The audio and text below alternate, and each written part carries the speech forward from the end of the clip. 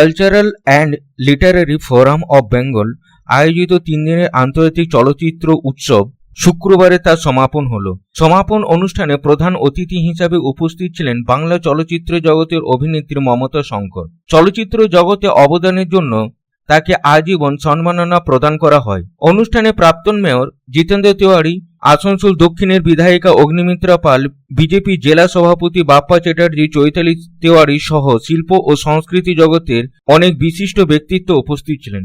মমতা শঙ্করের পদ্মশ্রী পাওয়ার প্রসঙ্গে প্রাক্তন মেয়র জিতেন্দ্র তিওয়ারি বলেন যে মমতা শঙ্করের 4 তারিখে আসার কথা ছিল, কিন্তু তাকে দিল্লি যেতে হয়েছিল, তাই তিনি আসতে পারেননি। তবে তিনি অবশ্যই সমাপন অনুষ্ঠানে আসার প্রতিশ্রুতি দিয়েছিলেন এবং তিনি তার প্রতিশ্রুতি পালন করেছেন। কেন্দ্রীয় সরকার মমতা শঙ্করকে পদ্মশ্রী পুরস্কার প্রদান করায় তিনি আনন্দ প্রকাশ করেন এবং বলেন যে Bengal cultural and Literary forum কর্তৃক আজীবন সসম্মান প্রদান করায় এটা একটা সঠিক সিদ্ধান্ত।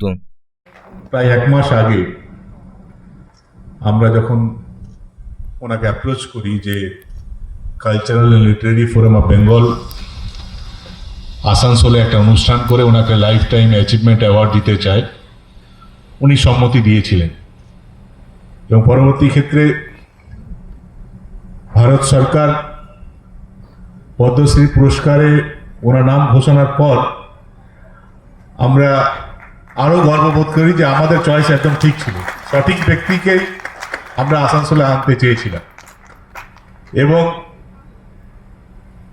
আমি আমাদের আরো যারা কলিগ আছে তাদের সঙ্গে কথা বলছিলাম যে এবার কি হবে রে, পদ্মশ্রী পুরস্কার ঘোষণা হয়ে গেল, এবার কি আসবেন? তো তার 2 দিন পর ওরা বললো যে অবশ্যই আসবেন, শুধু বলেছেন যে 4 তারিখ আসতে পারবো না, 3 তারিখ আমাকে দিল্লি যেতে হবে, 4-এর বদলে 7 তারিখ আসবো। এবং 6 তারিখ কাল অবধি আমরা আশঙ্কায় ছিলাম যে কি হবে, এবং কাল রাত্রে আমাকে কনফার্ম করলো যে না 7 তারিখ আসছে। উনি নিজে যখন ফেসবুক থেকে পোস্ট করলেন যে হ্যাঁ 7 তারিখে আমি আসানসোল আসছি, তারপর আমরা না ঠিক।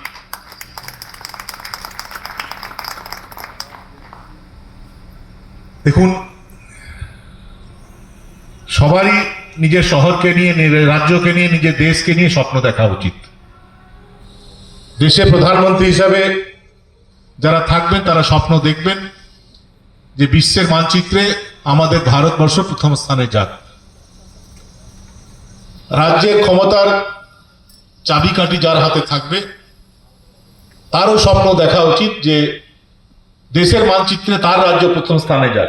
অন্যদিকে বিজেপি বিধায়ক অগ্নিমিত্রা পাল বলেন, একসময় আসানসোলে বড় আকারে সাংস্কৃতিক অনুষ্ঠানের আয়োজন করা হতো, যার মধ্যে ছিল মেলা এবং যাত্রা, কিন্তু ধীরে ধীরে এই সব কমতে শুরু করেছে।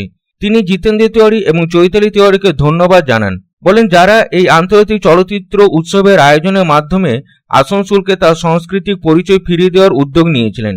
তিনি বলেন, সাংস্কৃতিক কর্মকাণ্ড কেবল কলকাতার মধ্যে সীমাবদ্ধ থাকা উচিত নয়, বরং এটি বাংলার অন্যান্য শহরে সম্প্রসারিত হওয়া উচিত। শীতকালে সেই মেলা, সেই হজমিগুলি দোকান, সেই ক্লাসিক্যাল প্রোগ্রাম, সারা রাত ধরে ক্লাসিক্যাল প্রোগ্রাম, হেন শিল্পী নেই যে আসানসোলে আসেননি। কোথাও মনে হয় যেন সেগুলো আবার হারিয়ে যাচ্ছে। তাই আবার করে এত সুন্দর একটি ইন্টারন্যাশনাল ফিল্ম ফেস্টিভ্যাল আমাদের ছোট্ট সুন্দর আসানসোল শহরের মানুষের জন্য জিতেন্দ্রদা যে ভেবেছেন, তার জন্য জিতেন্দ্রদা এবং চৈতালিদিকে অনেক অনেক শুভেচ্ছা। সব কিছুর কেন্দ্র কলকাতা হবে, আর আমাদের মতো ছোট ছোট আমাদের স্বপ্নের নগর, আমাদের স্বপ্নের শহর, সেই আসানসোল বলুন, বর্ধমান বলুন, শিলিগুড়ি বলুন, মালদা বলুন, সেখানে কোনো কিছু হবে না, এটা তো হতে পারে না। তাই অনেক ধন্যবাদ। অনুষ্ঠান চলাকালীন শিল্প ও চলচ্চিত্র জগতের অন্যান্য বিশিষ্ট ব্যক্তিরাও মমতা শঙ্করের অবদানের প্রশংসা করেন এবং বাংলার সাংস্কৃতিক উন্নয়নের এই ধরনের অনুষ্ঠানে গুরুত্ব তুলে ধরেন। आसनसोल থেকে संतोष मंडल रिपोर्ट, पब्लिक टाइम्स। छोटे, तेरी पहली मोटरसाइकिल कैसी होगी? मुझे तो ऐसी चाहिए जो ज्यादा चले और लंबी टिके। तो तैयार हो जा छोटे।